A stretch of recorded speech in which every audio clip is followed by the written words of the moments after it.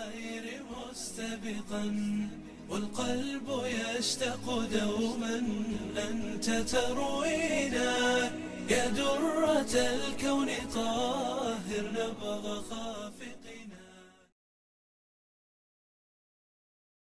الحمد لله الذي أنعم علينا بمواسم البر والإحسان، وأشهد أن لا إله إلا الله وحده لا شريك له الكريم المنان، وأشهد أن نبينا محمدًا عبد الله ورسوله سيد الأنام، صلى الله عليه وعلى آله وصحبه ومن تبعهم بإحسان.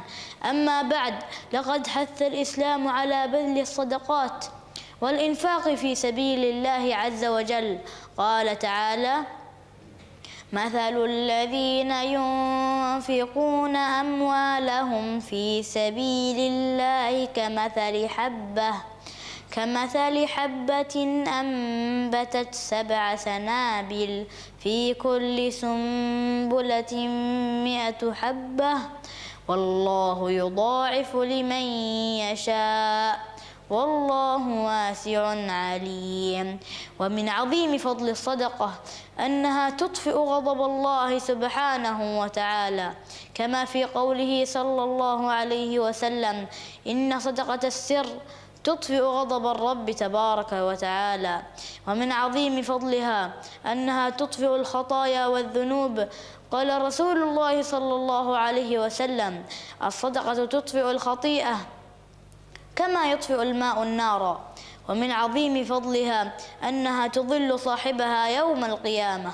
قال رسول الله صلى الله عليه وسلم: كل امرئ في ظل صدقته حتى يقضى بين الناس.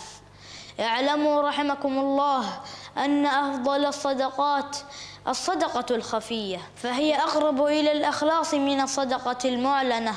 وكذلك الصدقة في حال القوة والصحة أفضل من الصدقة في حال المرض. قل لي بربك ماذا ينفع المال إن لم يزينه إحسان وإفضال. الله أعطاك فابذل من عطيته، فالمال عارية والعمر رحال.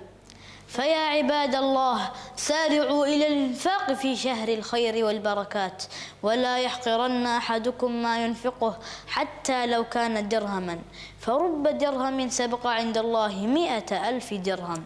جعلنا الله وإياكم من المقبولين الفائزين، والحمد لله رب العالمين. يا باغي الخير هذا شهر مكرمة، فاصدح به خيرا يمحو الشياطين.